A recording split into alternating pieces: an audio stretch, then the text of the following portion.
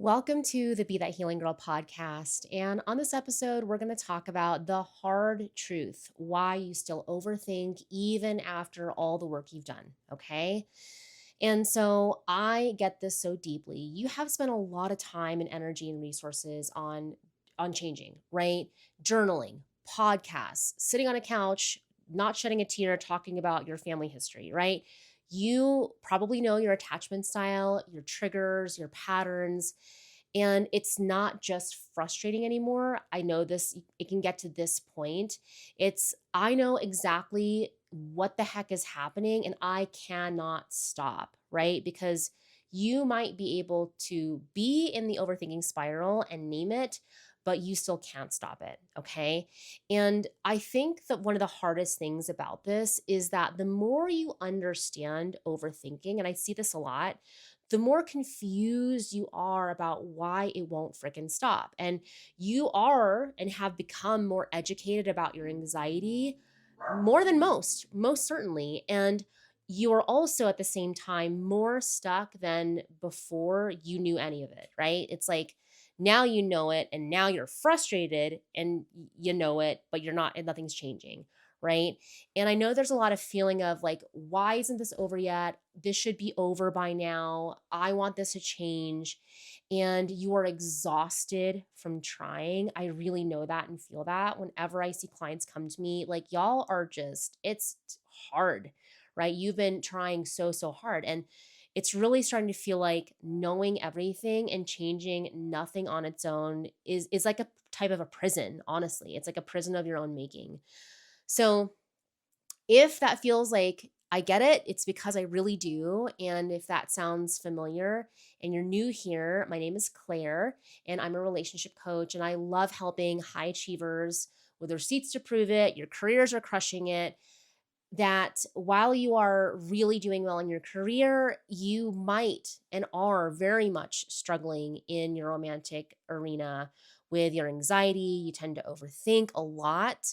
It doesn't take much, right? One late delayed text or a missed good morning or good night, or they're feeling a little off because, whatever you're making up about it. And it sends you off into the races around feeling really, really anxious. And I just know that because I've lived it, done it, and it's what I do day in and day out in helping people to stop it. So you're in the right spot.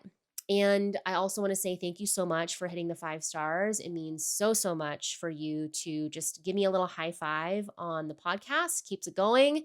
Appreciate you for doing that. And I want to definitely talk about why knowing your patterns is not enough to stop overthinking. And I had this moment, in fact, recently with some family stuff. And there was a group text and lots of things were happening. And I said something, and in my mind, I was spiraling a little bit. And family is for me at least very different than my anxiety in relationship, but family is where this originated from, right? So when we are in those deepest of deep engagements or interactions or patterns, like this is where it originated from.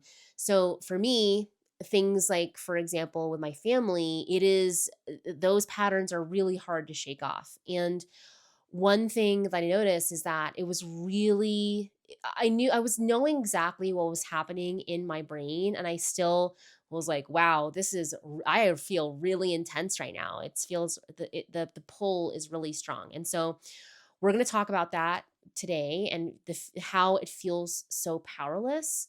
And we'll dive into it. And a quick little shout out to one-on-one client. We'll call her Sarah. Okay. Understanding her patterns really well. I mean, super smart. All my clients are really smart. And could not stop the overthinking in real time, right? Textbook, really smart, really hard worker.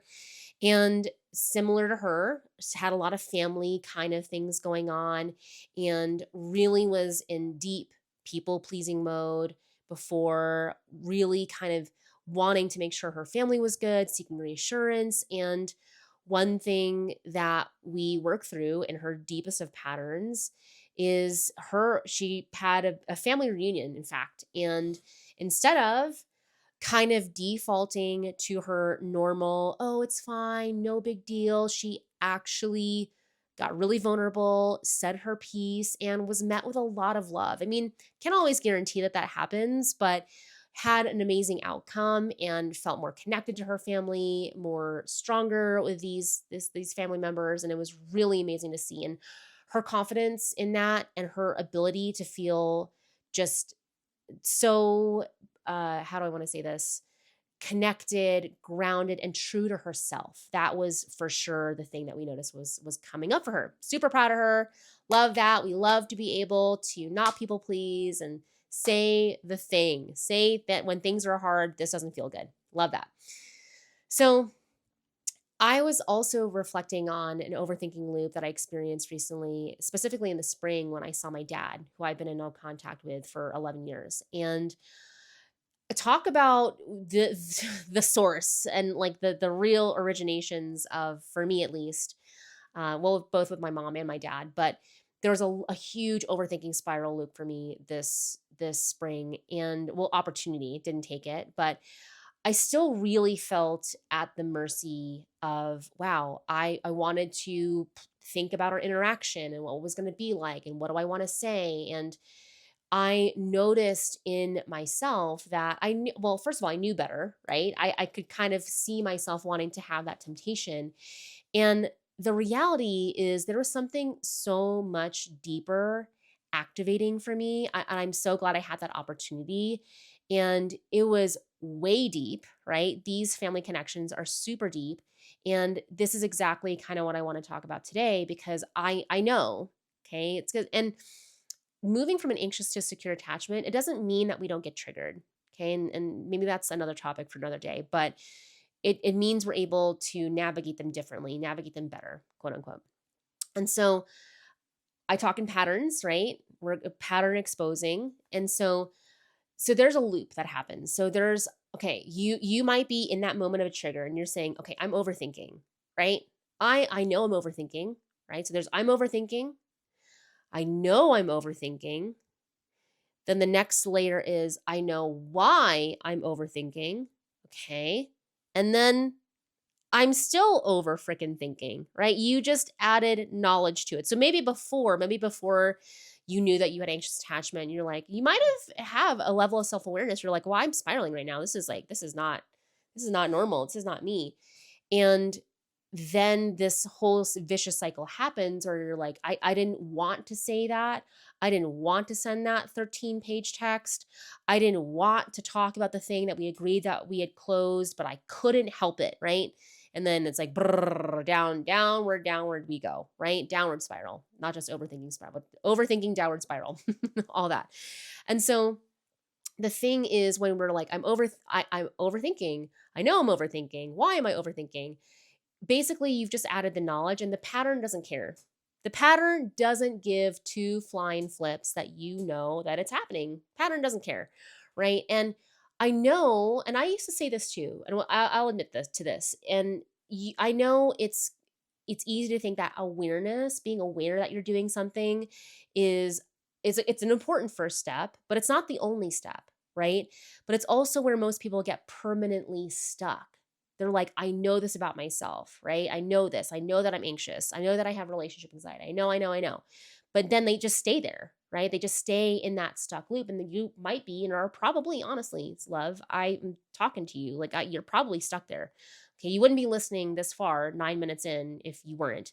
Okay. So you just added the knowledge, the pattern doesn't care, right? And here's when most people are stuck in that, okay, I'm aware, it's knowing what's driving the overthinking and knowing how to stop it, or they're not the same job.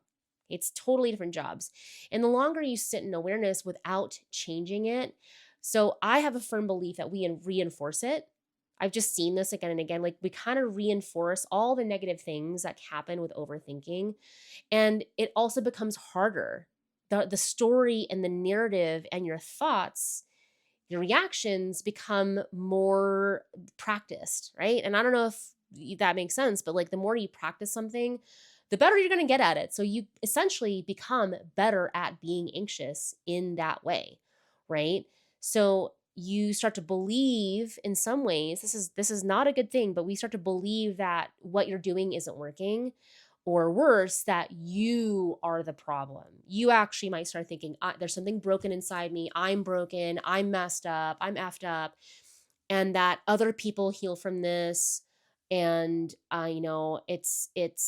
it's just not you, right? Other people can get better from this. This is just how I am. Okay. And so I want to just speak this is that that moment that I just described, right? I wasn't confused, with my dad and like the whole overthinking piece. I wasn't confused about what was happening with my dad, right? I was so clear, right? And that temptation to re-engage in the pattern was also there. And that's the most important piece, right? And knowing, and I've used this analogy before, and I like it. It's a really good analogy, but knowing why the smoke alarm goes off doesn't make it stop going off, right? Knowing, like, when I toast this toast, it just goes off, and then you continue to make toast, right? You can understand overthinking perfectly. You could be able to describe it. You could be able to describe like all the things that might lead up to it in some ways.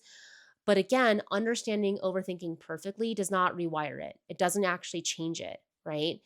And it's two completely different jobs, right? And most people only are well practiced in one. I'll just say that. And insight without application, information without application is just, again, it's really, I would call that really painful self awareness, right?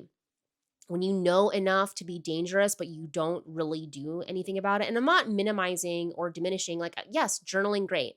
Meditation, great. Right. But again, this is like taking a bunch of ingredients and throwing them into a bowl and hoping you get the crunchiest, gooeyest chocolate chip cookies. That's not how it rolls. Right. And so that's where a lot of people get really stuck. You might have a perfect understanding of overthinking and still be at its mercy, right? Information alone is never going to be enough. And you might have hit the ceiling of what awareness alone can do. And more journaling, more podcasts, more information. I mean, yes, keep listening to this podcast, but like it's just not going to change anything. And even though we are doing all those things, it's not a failure, but it is a sign. It is a sign or a signal to do something better and to do something different.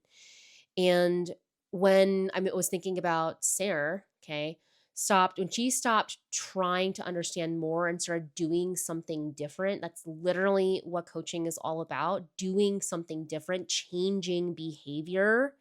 That's what I specialize in, changing the behavior, right? Changing all those pieces with it, with what she already knew when the overthinking actually shifted. It's not anything new. It's not anything new information, really, necessarily. It might be a different perspective, it might be deeper, but it really is different work entirely. So, that being said, I'm starting to bring back these Q&As into the podcast, and I'm thinking about different ways that we can get Q&As on the podcast, but this one kind of hit home. And this was sent to me through the Secure Love Lab, and I've done so much work. I've done so much therapy, and I've done all the things, and I still overthink everything. Will I actually ever change this? And this one really breaks my heart. And this was one of the first messages when we started the program. And this one really breaks my heart because I really know and understand how real this feels. And this is kind of why I chose this question for today. And you probably know more about your patterns than most people ever will. Let's be honest. Like, you're really smart and you're still in the loop. And that's not because you haven't done enough. I think that's also where this gets really frustrating. Is this is not a matter of like, I know you're a hard worker, right? I know you work hard. That's a granted. And that is also part of the problem. It's because awareness and rewiring are two different things. Insight might tell you what is happening, right? Information might tell you, like, kind of give you the lay of the land, but it doesn't change what's happening next, right? And most people hit a ceiling of understanding alone, like of understanding, that understanding alone what it can and what it can't do. And they don't even really understand that there's a difference in just the information and actually getting the work in and doing it. And I know knowing you're overthinking is a one step. It's a first step, and don't stay stuck in that step. Okay? Information is nothing without application, and we can't just throw a bunch of ingredients in a bowl and hope for the best. So, that being said, links are below if you're looking at different ways to work together. And I'm thinking of you, angels, sending you lots of love. Mwah.